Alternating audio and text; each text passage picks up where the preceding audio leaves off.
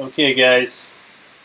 Today I'm going to migrate an app that is using Firebase Realtime database to Firebase Cloud Firestore.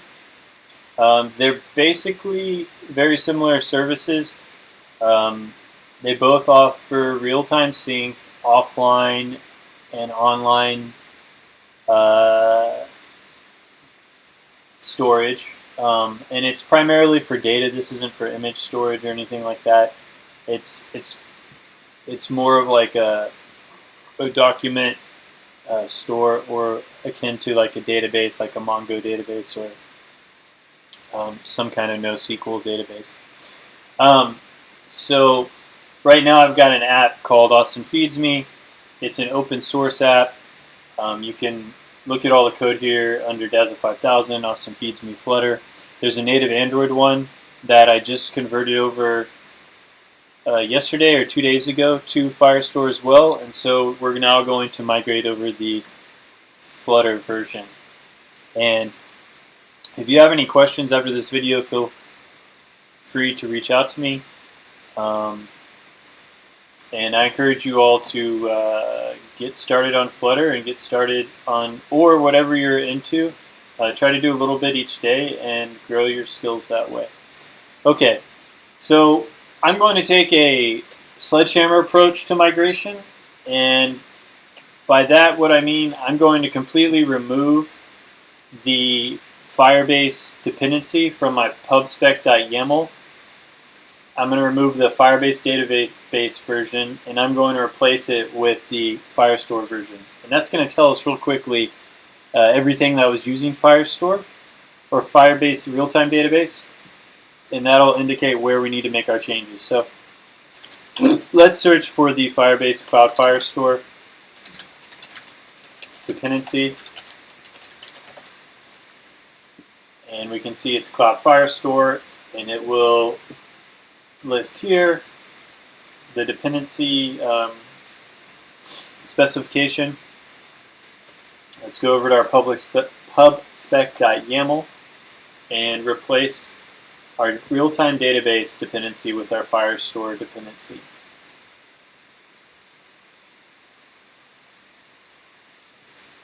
And if we save, we're probably going to see some errors in our events repository. That's primarily where we were using our database. And this will probably go, yes, so this goes red. And so we need to replace this with our real-time, or our Cloud Firestore. So let's look for Firestore here. Okay, so we've got Firestore. And then we can see we've got here a database reference. So Firestore, they refer to their database reference as a collection reference, or their primary reference is a collection reference. And then instead of using references, we're going to be, or database references, we're going to be using cloud references, or collection references. So you can see I've got a collection reference here, and it specifies child. I'm going to move that specification up here. Actually, I need to look at how we use Cloud Firestore. So instead of using a reference, again, we're going to use a collection. And by the way, when we're done, what we should have is we should have some events from Firestore on our map displayed and in our list view. So that's how we'll know things went well. One of the advantages of Cloud Firestore is it supports compound queries. So right now you can see I'm going through, I basically search for all the events that are in the future by using the time key and asking for it to return events that start at basically this time and anything in the future. And then when I get the events back, I search for all of the events that have food by using a Boolean value that's tied to this food key.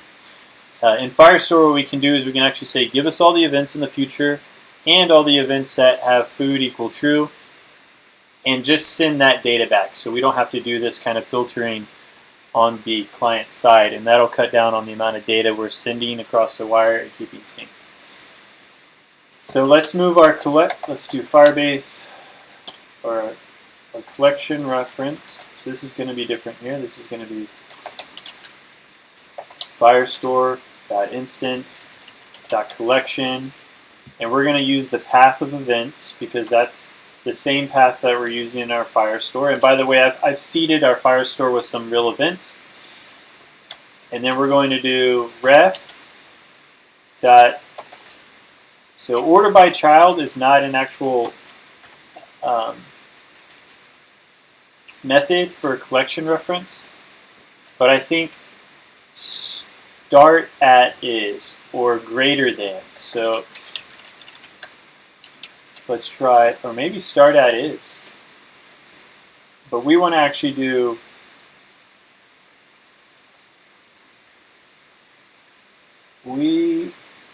I'm hoping that the API is fairly similar to the Android API. But let's just check really quick. Let's go look at our API docs. Hopefully this will list them.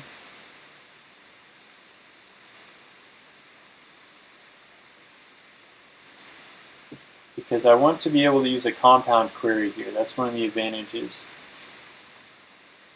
We might actually have to look at the source code here. So does this lead us back to where we were? Let's see here.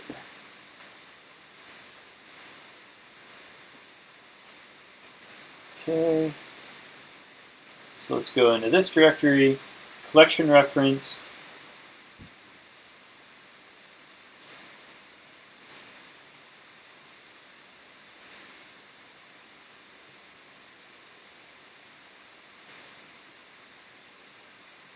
Build arguments. Get documents, query, creates and returns a new query with additional filter on specified field. So it looks like that you specify your fields differently in the Flutter version. And that being said, you don't use a method. You kind of feed basically a bigger map of specifications. So let's try that. Let's see if we can do query here. And I'm going to build off this actually. Let's see what we've got. In before, in that, limit, order by, start at, and then we basically pass it where field is equal to, is greater than. So where field, so we're going to do where our field is going to be time, where time is greater than, and then we're going to pass it this same thing. But instead of using our actual full-on collection reference, we're going to do it down here. So maybe we need to use this collection reference later. So we're going to do that. Once does not look like a keyword in Flutter. So we'll have to find out what the query version of once is in Firestore. It might be get documents, we don't know. It looks like that might be it. And we might end up opening up or looking at the native version of Android to see if that will provide any insight. So there's two things we wanted to do, right? We wanted to do filter by time, so get things in the future. And the other thing we wanted to do is we wanted to filter where food is true. It doesn't want us to do that. So can we do this? Can we do food, comma, is equal to true? We can. And so then in here we're going to do get snapshot, get documents, hopefully, get documents.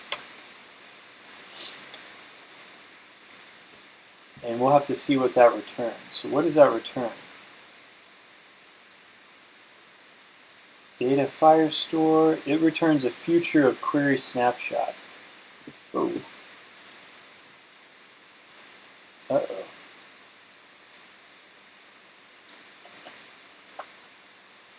I gotta move that back.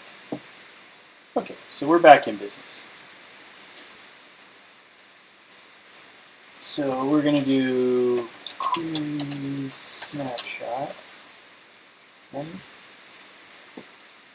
Is that the correct syntax? Sorry guys, I have not used Firestore in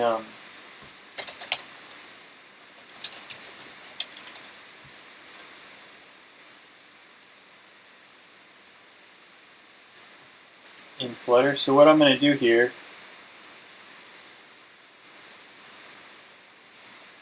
is I'm going to look for, first I'm going to go to the README and see if there's anything here, because I don't think async snapshot is our return value, but we can try it.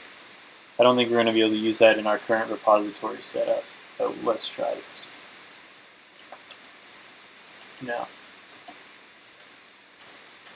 I think we're needing to pass this a lambda. But let's try this. Let's try get documents. So we're going to go to GitHub and Stack Overflow, and we're going to try to collection reference. We're going to look for collection reference and get documents. So we're going to look at how someone else or other projects have used this API and see if we can, and we're going to limit it down to Dart projects.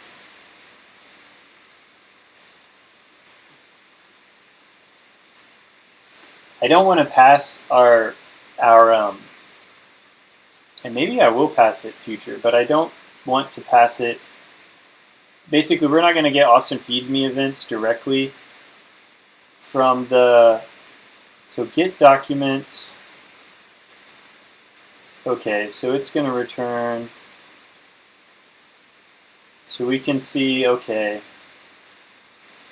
snapshot. Okay, so this is kind of what we're going to do here. And this looks a lot like RxJava. A little bit different, but kind of the same. So this is going to return a query, and it's going to be events query.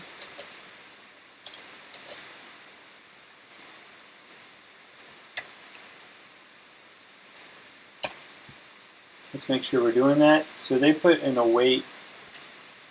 Okay. So they're going to put get documents here.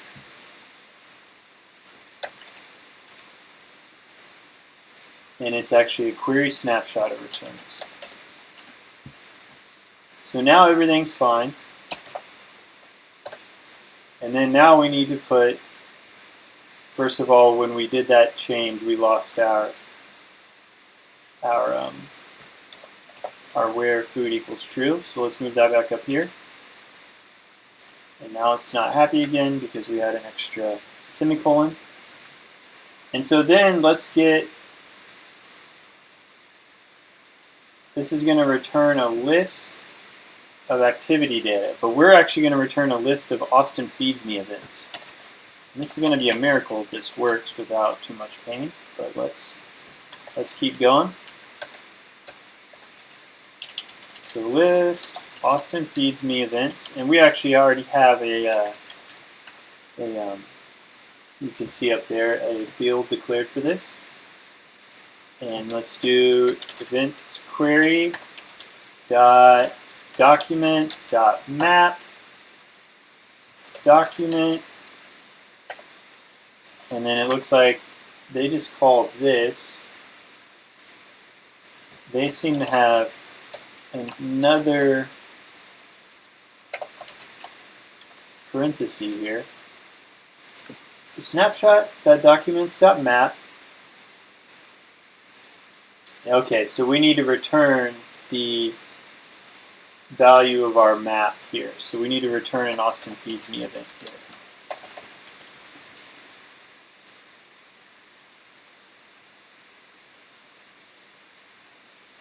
So let's take this right here. And by the way, our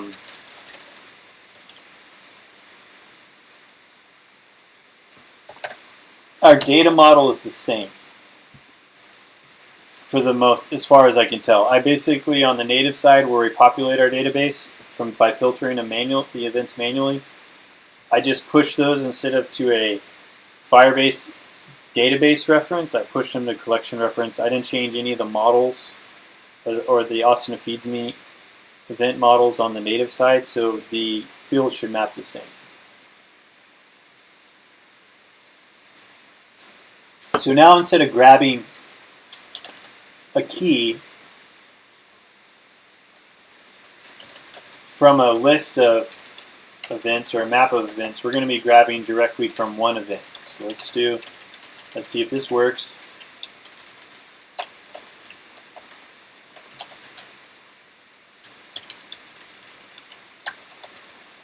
Please bear with me.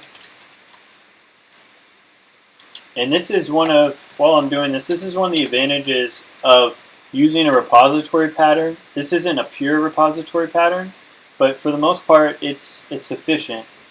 And now you can see we only have, because all of our app relied on this one repository for the events, we only have to change the source here to basically swap out an entire data layer, a data backend. So, enough bragging about that.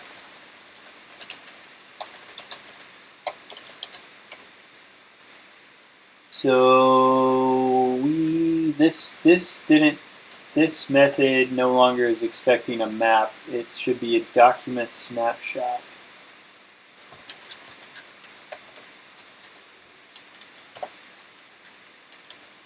But apparently you can use it very similar. So if we got lucky, we can press save. Now something is red squiggly here.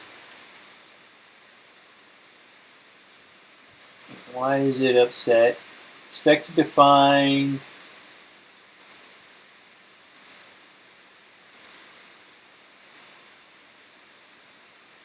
Let's see what we're returning this. So I wonder if we're missing, okay. So we don't have, yeah, so now things are happy. Let's save this. And if hot reload really works, this would be a crazy hot reload to reload with all the stuff we changed. But if it works, we should see only like 5 items in this list, maybe 4. Or none if things went wrong.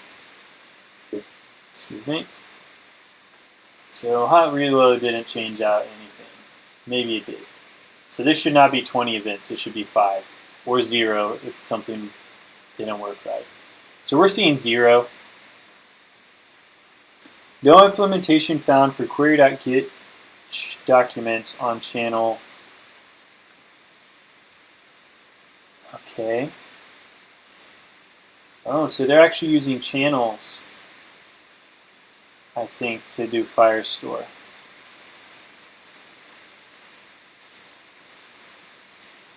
So let's do a complete stop and a play, because that was a pretty big change. And then we'll look into what that is. And while that's building, we'll go over and we'll look to see if we did everything very similar to what assumed a working implementation. I don't know if this app actually works too either. So they do future list, get all activities, which we have a very similar thing. What's this app called? Booker? Okay. And then they do async, query snapshot equals await, activities.get documents. So we do await and we take a collection reference and we pass it a query. Now it could be that query doesn't have a get documents method. So then they take that snapshot and then they do documents.map and basically feed it a map function that returns. And oh, we didn't do toList here. Good way.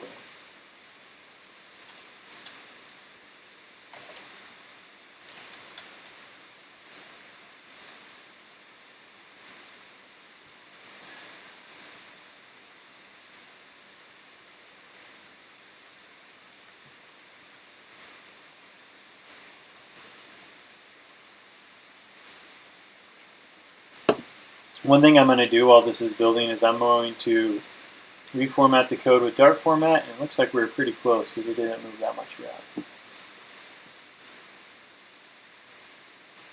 Here's a deep check. So they're doing get documents, and then for each of those, they're doing basically additional lookups to create a deep model. So this is the kind of stuff that you really would prefer not to do, but sometimes you have to do. Where you have like a get documents and then a for each, and then inside that a for each. Hopefully that's the last for each. Sometimes you have to do stuff like that. Let's see how they're using it over here. So this is basic.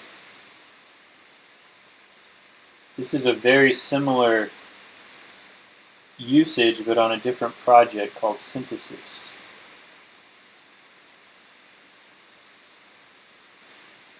And this one's called Booker. I wonder if this is part of a course that people are doing online.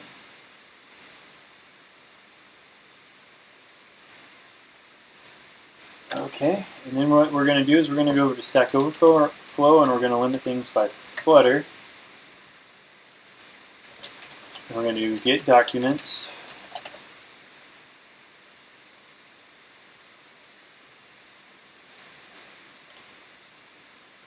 So the app is still building. I don't have the world's fastest setup. And wow, there are a lot of Google Cloud Firestore Flutter questions for the number of Flutter questions there are. Query snapshot, await, collection, get documents, var list equals documents. That's if you don't need to map. And this is a different kind of builder. So this is a similar setup to what we have. This is exactly what we want to do. Where start date is greater than or equal to now. I wonder if we need to do toString. On ours, we're just doing milliseconds to epoch, which I think is going to come across as a long. An int, actually. Okay. What's going on with our project? It's still building. Hopefully it works. Okay, so the actual fix for it was to not use toString, and was to use what we're using, so that's good. That's comforting.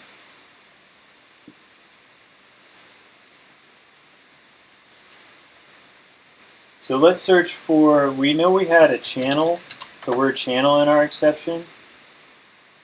Let's see if anyone else has our same issue with a channel exception. That doesn't. That's just beta channel for for Flutter itself. Okay. And we are still building the app. Sometimes I've noticed CocoaPods can be you know what? I don't think we ever had the Cloud Firestore CocoaPod installed.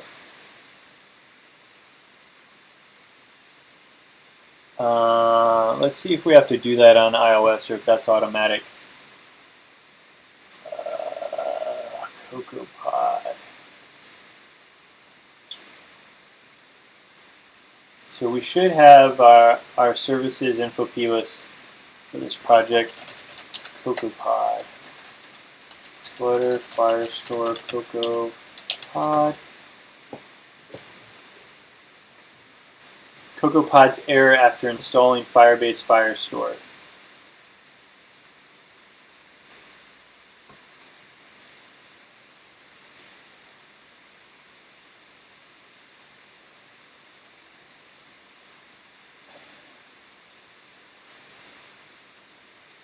Okay, so here's what we're going to do. There's a code lab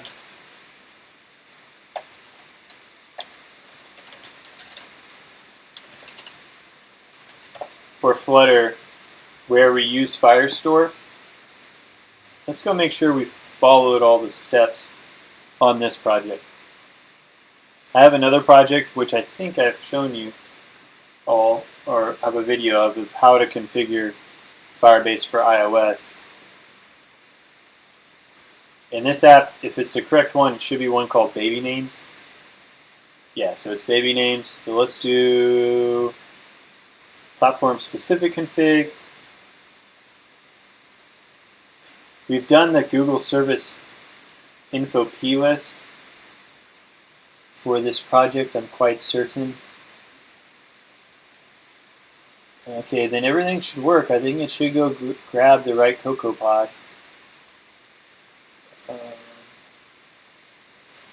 Starting Xcode build. So we got past installing the pod for Firestore.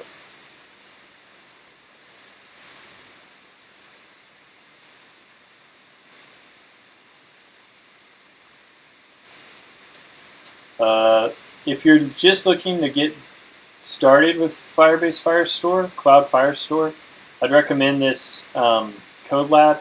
It's a Firebase for Flutter Code Lab on codelabs.developers.google.com. There are all kinds of code labs on here. And we're still going.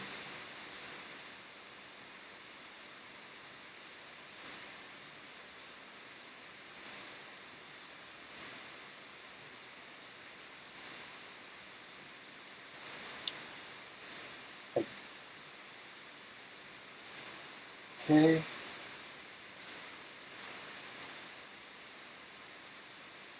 If you have any questions, you can reach out to me on where is Darren? Darren on, and my name is spelled kind of funny, on Twitter, or just comment on the videos.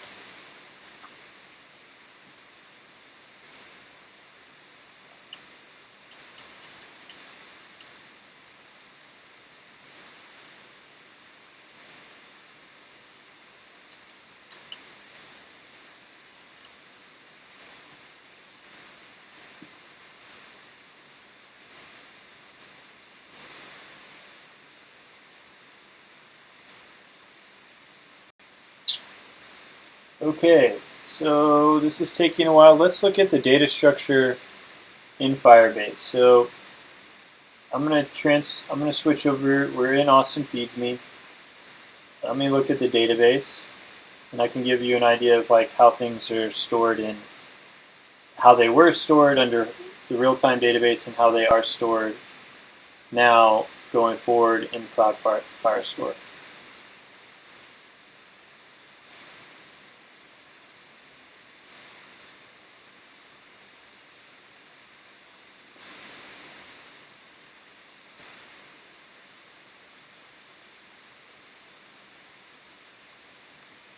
Okay, so in the real-time database, you basically have a massive JSON document that you have control over, and that's how you store your data.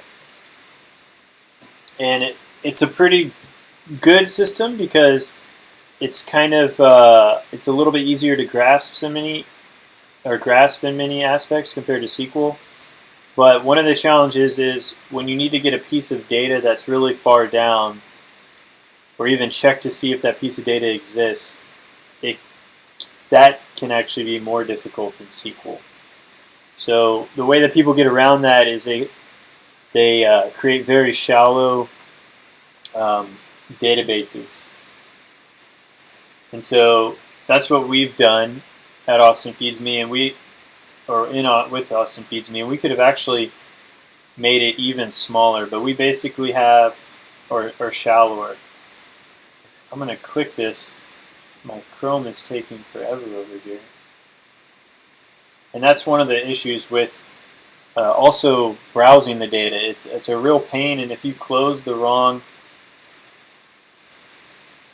Let me reload this page. If you close the wrong node, trying to get back to where you were can sometimes be a real pain, and I'll show you how that's easier on Cloud Firestore.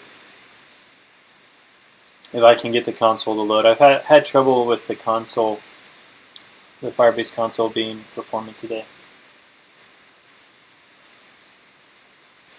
Yeah, it doesn't even want to reload now. Let's see. Xcode build is still about to run.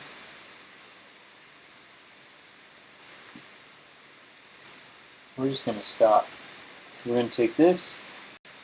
I'm going to move it to a new tab. And we're going to close the old tab. Old tab, you're gone. And then we get this little animation for Firebase loading, and that's cool, but I'd rather have the console in front of me. Hurry up, hurry up, hurry up, hurry up.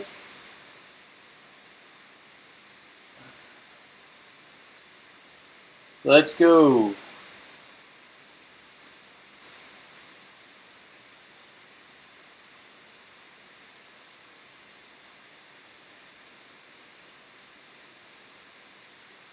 And I don't even see the tree. Okay, here's a tree. Okay, so let's be very careful not to upset the Firebase. So you can see we have an events node, and then under that is basically a unique identifier. It's just a random key that's generated. All the keys are sequential, I believe, but it's just a random key. And then under that, we basically have our Austin Feeds Me event. And in that event object, we include the venue details, which includes the lat long for it, the event, as well as a name, a description of the venue. Here's Capitol Factory 16th floor. The time of the event, the name of the actual event, the ID, and the group. The group we use because some event on our card, we actually show the group of the event that's hosting it. Then we have a description of the event, and then the URL. And that URL is what we use to allow people to see more details about the event and RSVP for it.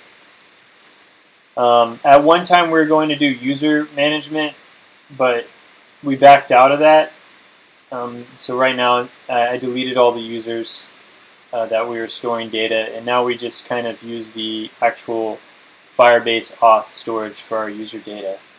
But I was going to build in basically a permission scheme at one time where different users would have different levels of access, and I was going to kind of keep that access here. But we're not doing that now. So Cloud Firestore, let's go over here. We can see we have a very similar structure. We have an events node, and that's called a collection in Firestore. We have a very similar setup. We've got keys here, and these keys are each a document key. So under our events node, or our events collection, we have a collection of event documents. And the data is very similar. It's actually the same data because I didn't change the data model that we're using.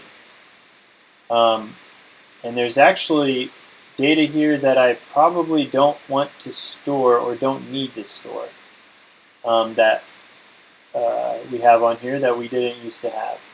So I might add those as ignored fields. But very similar thing. We've got an event here that we're looking at, and we've got a description, an event URL, whether it has food, what the food type is. So this says that this event has tacos, and you can see the word Taco Deli here. And then a group photo, that's something we just recently added to our model that allows us to show a photo for the event, and the ID of the event, which is an ID from the provider. So this ID is unique to the provider. So the actual Eventbrite ID is 475, and that allows us, if we wanted to do additional querying for this event in the future, we could do that. You can see the event ID is right here at the end of the URL. And then the name, and then a picture node again, which I could probably remove because we don't store the picture as a field right now, and probably won't. And then tags. So I wanted to put various tags like, is this a tech event? Is it a running, outdoor event, recruiting, so on and so forth. So you could filter by tags, but we're not doing that. And then again, the venue details with a much richer data model. But we're only really right now interested in latitude, longitude, and description. Okay, so it worked. Like I said, that's one of the advantages of just using a repository pattern. We were able to basically switch out our entire back end, modify our parsing a little bit, and everything works out of the box. I know this isn't as many events as the Firebase real-time database install, but that's because we didn't migrate those events, and we have very few events in this install that have food right now. We need to add some more. And then if we go to the map, we should see three events as well. We only see one. Oh, maybe we needed to zoom out. So I see 1, 2. We'll have to figure out where the third event is. But we got 2 at least. So I wonder if they're right on top of each other. So this one's in Georgetown. This one's at NI. Where is this one?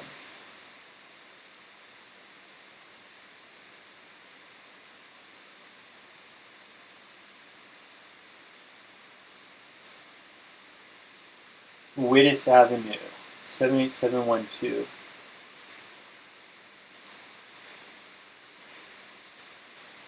So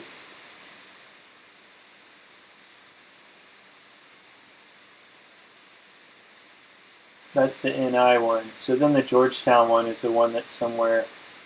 Where is Georgetown? Is it past Round Rock? I don't even know. There it is. It's all the way up here in Georgetown. So we have all 3 events. And there you go. That's what I call the sledgehammer approach to migrating to Firestore from real-time database. Just swap out your dependencies and figure out where you need to make changes. We got lucky because we were using basically a repository pattern, and we only had to make changes in 1 file. Actually 2 files. We had a specific thing here for Firestore to have app persistence, so we can see if firestore.instance so let's import let's see if they have a persistence layer here.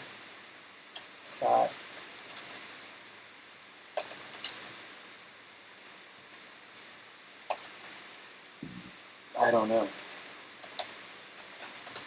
How did we get access to it? Firestore instance. I wanted to see if we could specify basically to use offline storage.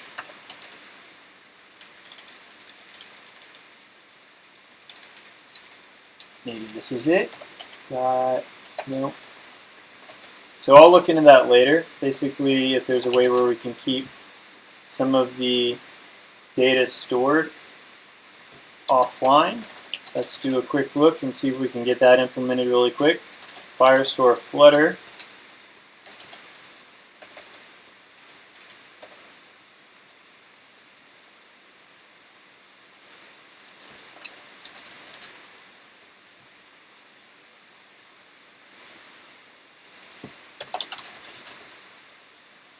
Unlike write batches are persisted offline, so let's see if there's anything in here. Lib, Cloud Firestore. Okay, so that's basically just a reference to all these files. I don't know if we can do offline on Firestore. Maybe it's on the actual collection reference.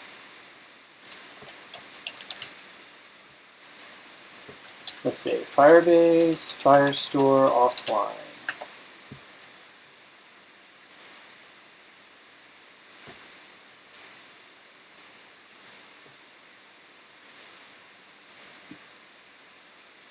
Persistent.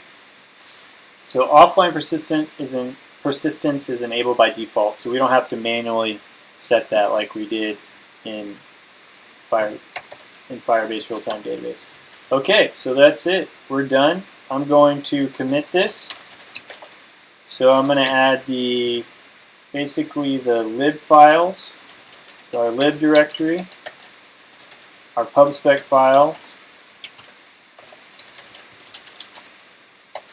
I don't think we need to add I'm going to add our iOS directory. I don't know if we need that, but I'm going to do that anyways.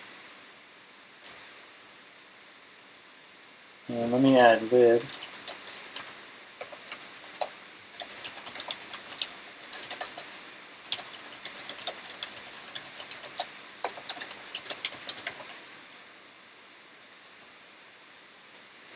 All right, so now everything is on our repository, and let's just validate that. Let's do a quick F5 here, and I should get this idea directory out of here, but that's okay for now. And 14 seconds ago, you can see we've got our Migrate to Cloud Firestore commit.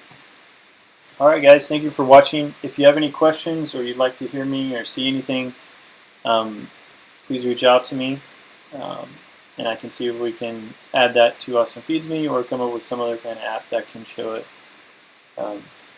Anyways, thanks for watching.